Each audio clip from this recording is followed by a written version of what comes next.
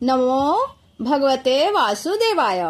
जय श्री हरि विष्णु। भगवान विष्णु सबका मंगल करें। जय सनातनी में आप सबका हार्दिक स्वागत है। जय सनातनी के इस अंक में आज हम श्रवण करेंगे, जानेंगे साल 2025 माघ मास की शुक्ल पक्ष की एकादशी जाया एकादशी कब है।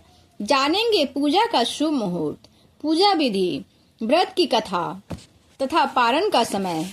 जाया एकादशी हर साल माघ माह के शुक्ल पक्ष में मनाई जाती है, जो कि इस बार 8 फरवरी को जाया एकादशी का व्रत किया जाएगा। एकादशी व्रत के नाम से ही हर महीने में एकादशी तिथि आती है, इसलिए हर महीने में 2 एकादशी आती है, जो शुक्ल पक्ष की और कृष्ण पक्ष की एकादशी कहलाती है। सनातन धर्म में एकादशी का बड़ा ही महत्व है और हर एकादशी का भी अपना अलग अलग महत्व और लाभ भी समझाया गया है। एकादशी व्रत को संपूर्ण श्रद्धा और भक्ति भाव से करना चाहिए। इसे करने से जीवन में सुख, शांति और समृद्धि आती है और भगवान विष्णु की कृपा प्राप्त होती है।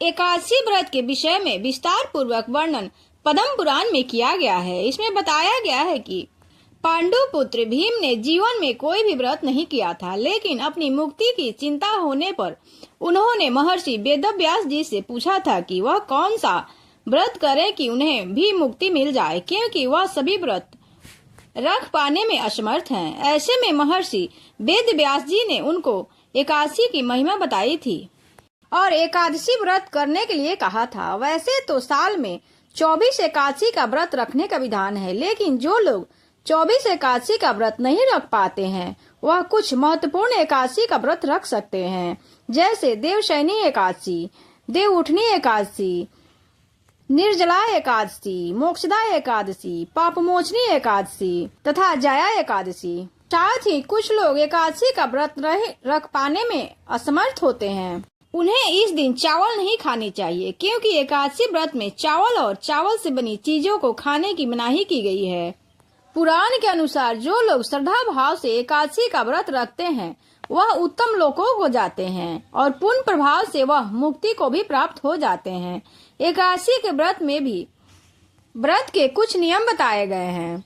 एकादशी के व्रत में 10वीं तिथि से ही व्रती को नियम और संयम का पालन करना होता है और एकादशी के दिन व्रत रखने के बाद द्वादशी के दिन पारण करना होता है। एकादशी के दिन दान पुण्य करने का विशेष महत्व है।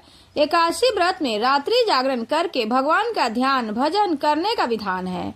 इस विधि से एकादशी का व्रत करने वाला व्यक्ति मुक्ति को प्राप्त होता है। अगर आपने इस चैनल को अभी तक सब्सक्राइब नहीं किया है तो कृपया सब्सक्राइब करके एक कमेंट अवश्य करें। अब जान लेते हैं शुभ मुहूर्त। माघ महीने के शुक्ल पक्ष में पड़ने वाली एकादशी को जाया एकादशी के नाम से जाना जाता है। जाया एकादशी की शुरुआत हिंदू पंचांग के अनुसार 7 फरवरी की रात 9:26 से हो रही है। वहीं इसका समापन 8 फरवरी को रात के 8:15 पर हो रहा है। सनातन धर्म में प्रत्येक व्रत और त्योहार को उदया तिथि के साथ ही मनाया जाता है, इसलिए जाया एकादशी का व्रत 8 फरवरी के दिन रखा जाएगा।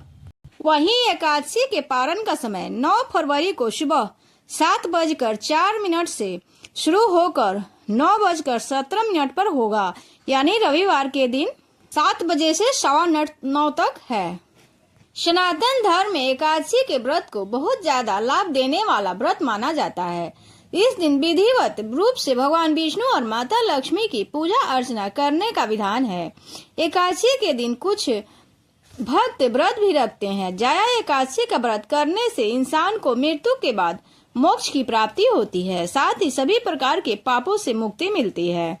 जो भी इंसान इस दिन दान करता है, उसको कई गुना फल प्राप्त होता है, साथ ही आर्थिक संकट भी दूर हो जाता है।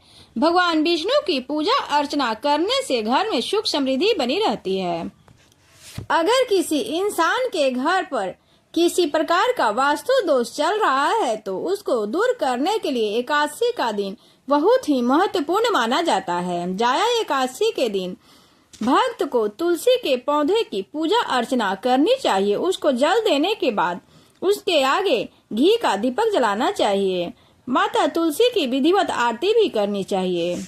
शास्त्र के अनुसार एकादशी के दिन यह करने से घर से वास्तु दोष दूर होता है और घर में खुशी का वातावरण हो जाता है। एकादशी व्रत की महिमा और फल के बारे में कई कथाएं प्रचलित है, जिनमें से एक प्रमुख कथा इस प्रकार है। महाभारत के समय की बात है, जब पांडव वनवास में थे। एक दिन धर्मराज युधिष्ठिर ने भगवान श्री कृष्ण से पूछा कि हे माधव, कृपया हमें ऐसा व्रत बताइए जिससे हम अपने सभी पापों से मुक्ति पा सके और मोक्ष प्राप्त कर सके। तब भगवान श्री कृष्ण ने युधिष्ठिर को एकादशी व्रत का महत्व बताते हुए यह कथा सुनाई। उन्होंने कहा कि हे युधिष्ठिर, सतयुग में महिध्वज नाम का एक धर्मात्मा राजा था। उसके छोटे भाई वज्रध्वज ने ईर्ष्या के कारण उसे मार डाला और उसके शरीर को पीपल के पेड़ के नीचे दफना दिया। राजा महिषध्वज की आत्मा उस पीपल के पेड़ में वास करने लगी और वह बहुत कष्ट झेलने लगा। भगवान श्री कृष्ण ने आगे बताया, एक दिन उस वन में वाल्मीकि ऋषि आए। उन्होंने उस आत्मा की व्यथा को समझा और राजा महिषध्वज की आत्मा को शांति दिलाने का संकल्प लिया। महर्षि वाल्मीकि ऋषि ने माघ मास के शुक्ल पक्ष की एकादशी को व्रत किया और उसकी आत्मा को वह पुण्य दे दिया और उसकी पुण्य फल से उस आत्मा को मुक्ति मिल गई। तब से यह माना जाता है कि एकादशी व्रत रखने से सभी पापों से मुक्ति मिलती है और आत्मा को मोक्ष की प्राप्ति होती है। भगवान श्री कृष्ण ने कहा, जो व्यक्ति एकादशी व्रत को विधि पूर्वक करता है उसे धन्य धान्य सुख और समृद्धि प्राप्त होती है।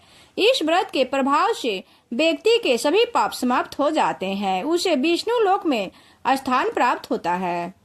इस प्रकार एकादशी व्रत का महत्व जानकर युधिष्ठिर और उसके भाइयों ने श्रद्धा पूर्वक एकादशी का व्रत किया और भगवान श्री कृष्ण की कृपा से उनके सभी कष्ट दूर हो गए।